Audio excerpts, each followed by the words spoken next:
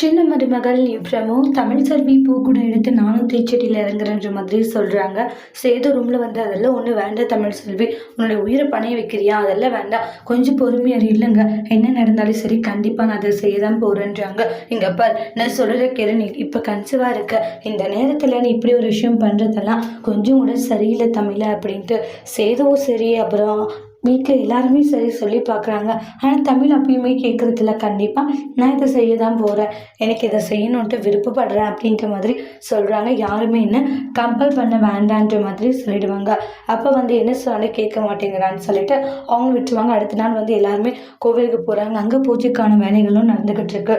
தாமரை அவங்களுடைய அம்மா கிட்ட, அம்மா எனக்கு வேறு ரொம்ப பயமாக இருக்குமா, நான் நடிக்கிறேன் அப்படின்ற உண்மை தெரிய வந்துடும் இல்லம்மா அப்படின்ட்டு பயப்படுறாங்க. எதுக்காக இப்படி பயந்துக்கிட்டு இருக்க, அதெல்லாம் ஒன்றும் இல்லை, பயப்படாத அப்படின்ட்டு சமாதானப்படுத்திட்டாங்க. இல்லைம்மா, என்ன சொன்னாலுமே வந்து என்னால் அதை ஏற்றுக்கவே முடியல, ரொம்பவே கஷ்டமாக இருக்குன்றாங்க. ஆமாம், தீ மிதிக்கிறது மிதிச்சு எனக்கு ஏதாச்சும் ஒன்று ஆயிடுச்சுன்னு என்ன பண்ணுறது, இங்கே பாருங்க மாதிரி ஒன்றும் ஆகாது சரியா, அம்மா நான் ஒரு பிளான் வச்சுருக்கேன். என்னம்மா பிளான், ஒரு சூப்பர் பிளான், கண்டிப்பாக அது எதுவும் ஆகாது, நீ கவலையே பட வேண்டான்ட்டு தாமரையை சமாதானப்படுத்திக்கிட்டு இருக்காங்க. சாவித்திரி எழுந்துட்டு, இங்கே சேது எனக்கு உன் மேலே நம்பிக்கை இருக்க சேது, கண்டிப்பாக வந்து நீ எந்த தப்பு பண்ணியிருக்க மாட்டேன், அந்த ஆற்றை நம்ம கூட இருப்பா அப்படின்ட்டுலாம் வந்து அப்போ தான் சொல்லிக்கிட்டு இருக்காங்க.